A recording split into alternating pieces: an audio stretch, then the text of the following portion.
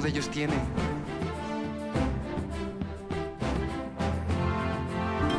Los niños necesitan un héroe, un héroe, un héroe.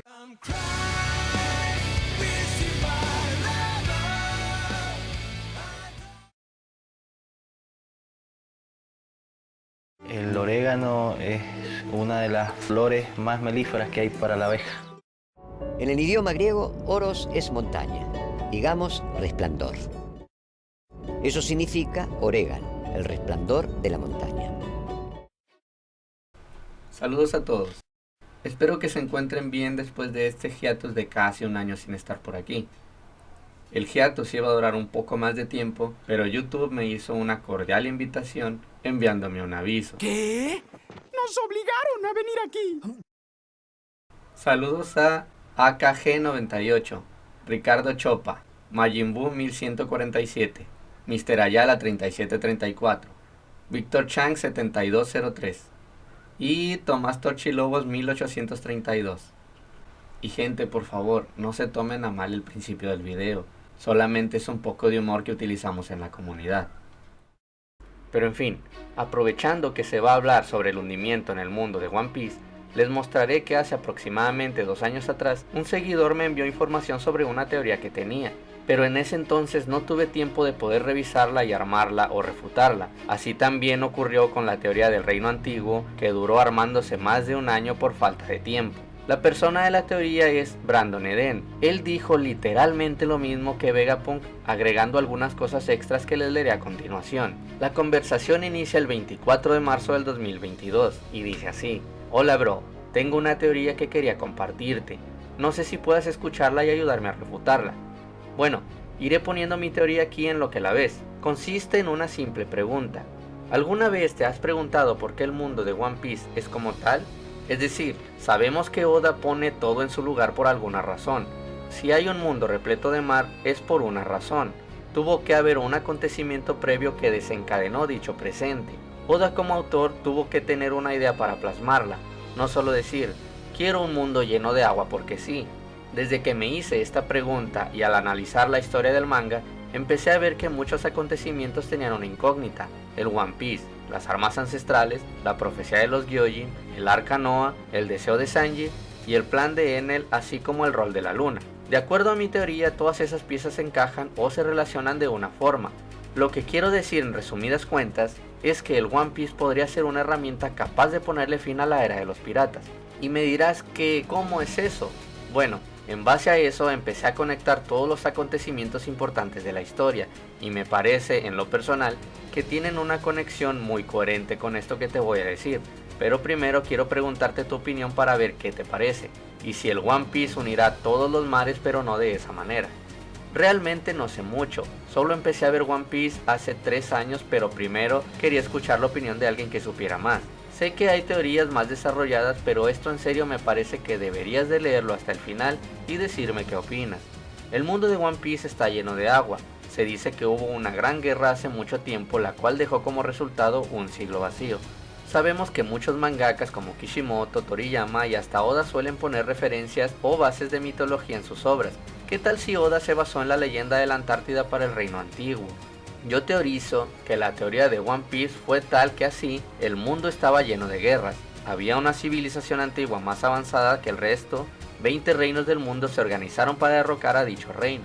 Los habitantes del reino eran débiles al agua, creo, y se les ocurrió crear las 3 armas ancestrales para inundar el mundo y ponerle fin a las guerras, basándonos en la historia bíblica del diluvio universal. Esto se refuta con lo siguiente: hay un arca en el mundo de One Piece, pero llamada Noah, obviamente referenciando al arca de Noé. Dicha arca está situada justo al lado del reino Gyojin, el cual dice que Joy Boy construyó para que un día funcionara, pero no nos dijo qué día y que era específicamente para los Gyojin. Segundo, el lugar en el que están los dragones celestiales se encuentra en el continente más grande y el lugar más alto, esto enfatizando desde el momento que apareció. Tan alto que el lugar está rodeado de nubes. Si tomamos en cuenta mi teoría, que hubo un diluvio que inundó todo, los 20 reinos habrían tenido que buscar un lugar al cual refugiarse, y ahí está una de las pruebas, pero hay más. Otro hecho que embona perfectamente es la profecía que Luffy destruirá la isla Gyojin. Si el One Piece es la herramienta para volver al nivel del mar a como estaba antes, o sea, más abajo, eso significaría que la isla Gyojin terminaría destruyéndose. Joy Boy sabía esto, por eso construyó el Arca Noah para trasladar a los seres marinos, haciendo un paralelismo con lo del Arca de Noé. Si lo piensas, tiene sentido. Bueno, ya una sola cosa más. ¿Qué hay sobre Enel y la luna? La luna se sabe que afecta el nivel del mar, y por lo que pasó con Enel sabemos que la luna está muy cerca de la atmósfera de la Tierra, tanto que se puede llegar en un barco volador como lo hizo Enel. Oda en algún momento tendrá que dar explicación con qué le pasó a Enel, y una de dos, o bajará de la luna o Luffy tendrá que subir a la luna, y ahí verán que tiene un papel muy importante. Puede que durante cierto tiempo una isla se asome del mar y con la luna en estado creciente forme una sonrisa.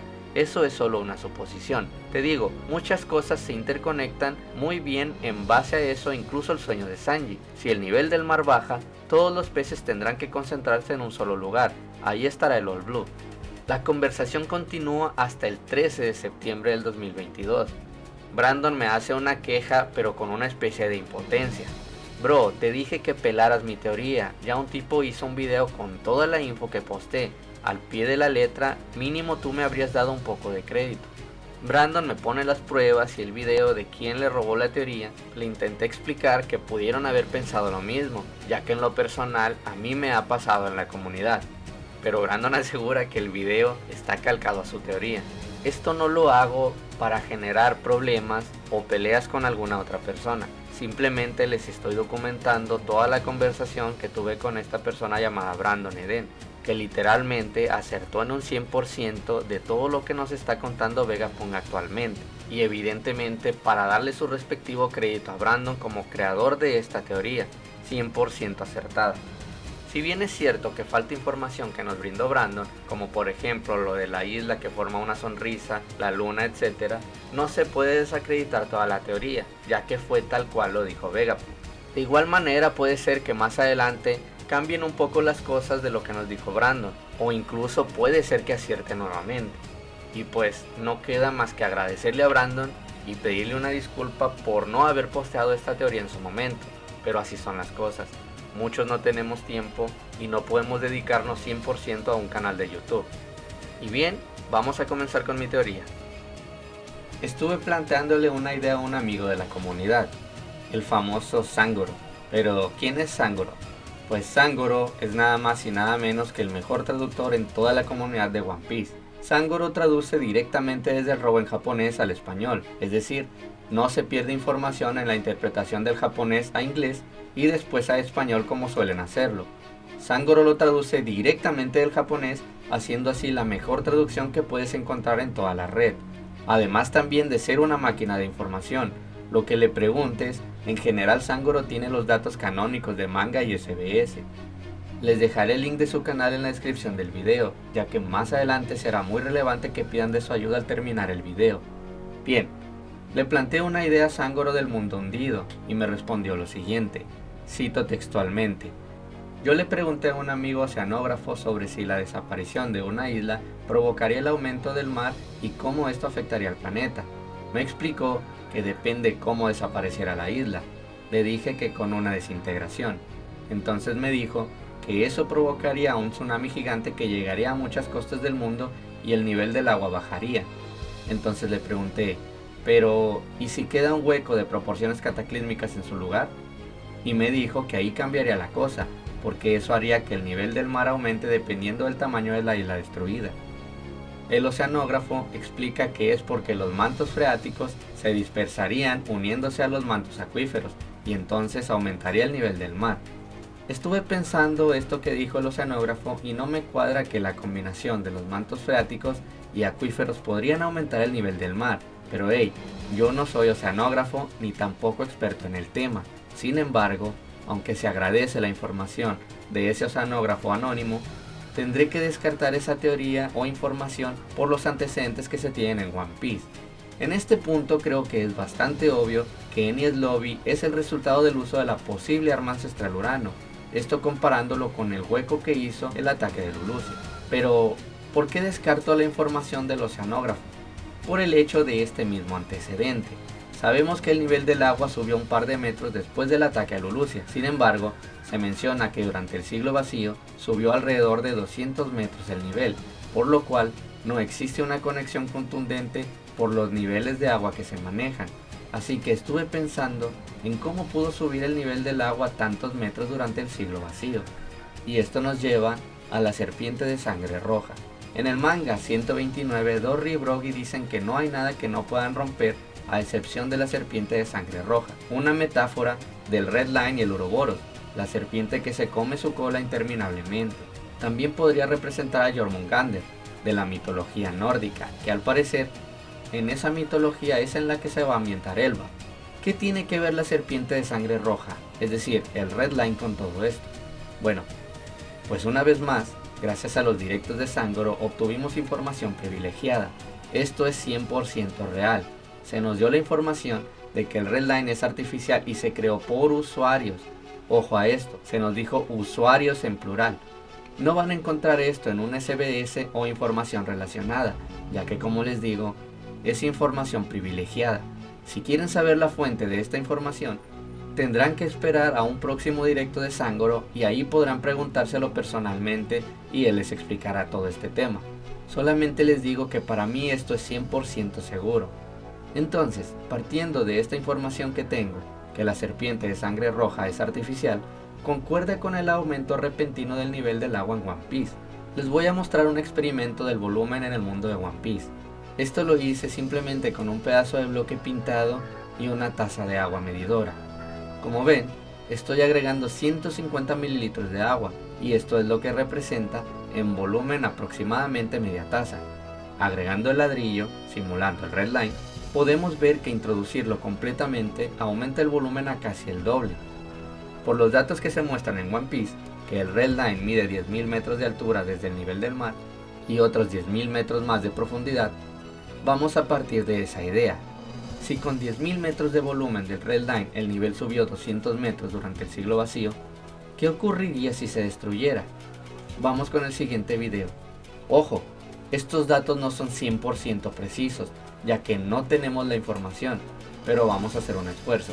A la izquierda, el círculo representa a la Tierra y el anillo rojo interno al Red Line. Se supone que la circunferencia de la Tierra es de 40.075 kilómetros y por lo visto en las representaciones del Red Line tiene una anchura aproximadamente de 2 kilómetros.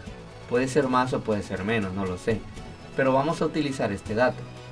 De altura voy a utilizar solamente 3.900 metros o 3.9 kilómetros.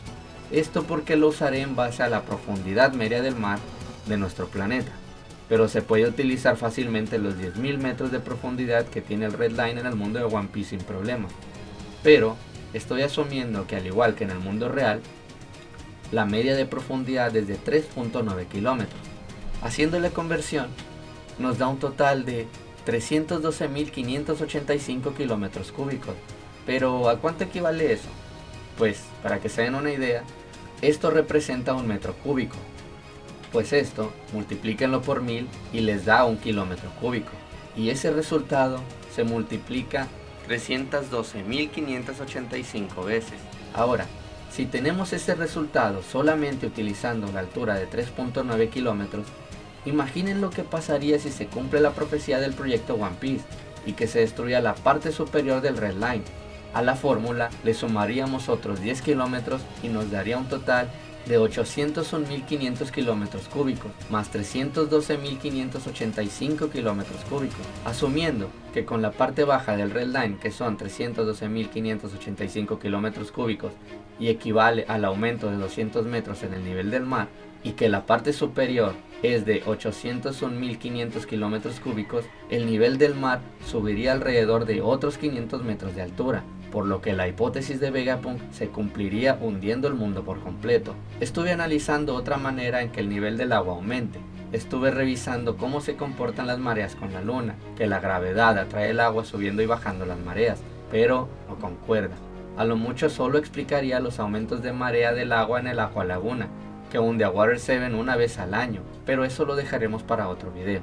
Asimismo como la luna, aunque hubiera otro cuerpo celeste, daría el mismo resultado. Además, que ya nos confirmaron que este aumento del agua es por el uso del arma ancestral. Entonces, también estuve pensando en que no tiene sentido que el nivel del agua aumente. Asumiendo que la Tierra es hueca, todo el agua que ingresaría por los huecos creados en Enies Lobby y Lulusia regresarían a todo el conjunto sin afectar la marea. Aquí viene lo turbio y fumado. Por más que le di vueltas al asunto, de nuevo todo me lleva al inicio, la serpiente de sangre roja. Pero antes de eso, ahí les va otra teoría de contexto. Desconozco quién fue el primero en publicarlo, solo sé que tiene aproximadamente de 8 a 10 años de antigüedad. También estuve buscando información sobre este logo, pero no encontré nada oficial, así que vamos a iniciar. Como podemos ver en el logo, las dos líneas inferior y superior representan al Campbell, y la Jolly Roger representaría al Reverse Mountain. Incluso pueden ver que los huesos representan las entradas a los 4 mares, y justamente los huesos sobrepasan el Campbell. Detallazo de ese logo, la verdad. Seguimos con las letras NEP, que representa a la primera mitad del Grand Line, conocida también como paraíso para aquellos quienes han pisado el nuevo mundo y quieren regresar. La letra I representa el Red Line, por encontrarse justo en el centro y evidentemente ser de color rojo. Dato curioso, cuando nos mostraron la silueta de Nika con los brazos de goma, nadie se percató que este logo nos estaba spoileando del despertar de la Gomu Gomu no Mi, y los brazos del logo, que al parecer es Luffy por su sombrero y shorts, ya nos mostraban el despertar similar a la silueta de Nika. Seguimos con las letras ECE, que representarían al nuevo mundo.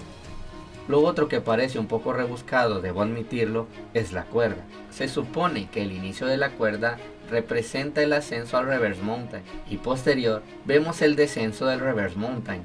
Seguimos con la cuerda en la letra E, que se cree que sube por el ascenso a Skypiea, y si seguimos con la cuerda representaría el descenso de Skypiea. Seguimos con la cuerda al final de la letra P. Ahí podemos ver cómo justamente pasa por debajo del Red Line, que es el acceso hacia la isla Gyojin. Muy conveniente, la verdad, debo admitirlo. Seguimos cuando emergen de la isla Gyojin, que representa la cuerda bajo la letra E. Y por último, llegamos a un descenso mucho más profundo, que quizás teniendo en cuenta los últimos acontecimientos, podríamos ver el inframundo, la tierra hueca y el lugar de donde proviene la raza de Ord, o quizás simplemente un descenso al mundo antiguo que fue destruido por las armas ancestrales. También podemos ver que al final hay un ascenso enorme, superior al de Skypiea. Solo veo dos opciones, o se van a la luna, o es una metáfora de alcanzar la meta o el One Piece. Después de este contexto de esta teoría, seguimos con lo turbio y fumado que les hablaba. Creo que queda bastante claro que esta teoría sobre el logo es muy interesante y al parecer completamente real. Basándome en esto y de la forma en que los gigantes llaman a la Red Line, es decir, la serpiente de sangre roja, estuve pensando en la información privilegiada que se nos dio, que el Red Line fue creado de forma artificial por usuarios. Si nos basamos en el logo de One Piece, podemos ver que quizás la I del logo no solo represente al Red Line o el despertar de la Gomu Gomu no Mi, sino que se refiera a que está hecho con personas. ¿A qué me refiero y por qué me parece muy turbio? Y es que llegué a esa conclusión por el tema del logo que representa a una persona o personas, es decir, el Red Line formado con personas o la sangre de estas. Es demasiado turbio porque las conexiones cuadran, ya que justamente después del incidente de Lulusia, el nivel del agua aumentó unos cuantos metros. Y como se los dije anteriormente, este aumento repentino durante el siglo vacío fue debido al Red Line, por lo que de algún modo el Red Line debe estar aumentando su volumen. Esto nos dejaría pensando en la cantidad de personas que perecieron en el mundo antiguo. Entonces, vamos con la explicación. Imaginen que este símbolo representa a una persona. Si nos deshacemos de ella y la convertimos en una sección del Red Line, lo representaríamos como 1 metro cúbico. En Lulusia vamos a suponer que teníamos a una población de 1 millón de personas. Si las convertimos a metros cúbicos, tendríamos 1 millón. Y en kilómetros cúbicos tendríamos una cantidad de 1000 kilómetros cúbicos, lo suficiente para aumentar el nivel del agua unos cuantos metros. Imaginen la cantidad de personas que se necesitarían o se necesitaron para crear un Red Line de 10.000 metros de altura y otros 10.000 metros de profundidad. Ahora, ¿cómo se explica esto? Bueno, pues no hay otra forma a que estas personas que son eliminadas con el arma ancestral Urano pasan a convertirse en parte del Red Line aumentando su volumen, quizá algo similar a lo que ocurrió con las personas de Tartaria, no lo sé. Y ya que estamos con toda esta paja y orégano a full, vamos a cerrar con lo siguiente. Vemos la aparición de Joy Boy en el manga 1122 y podemos ver que al parecer es de tamaño de una persona normal, pero atención a su figura y su ropa.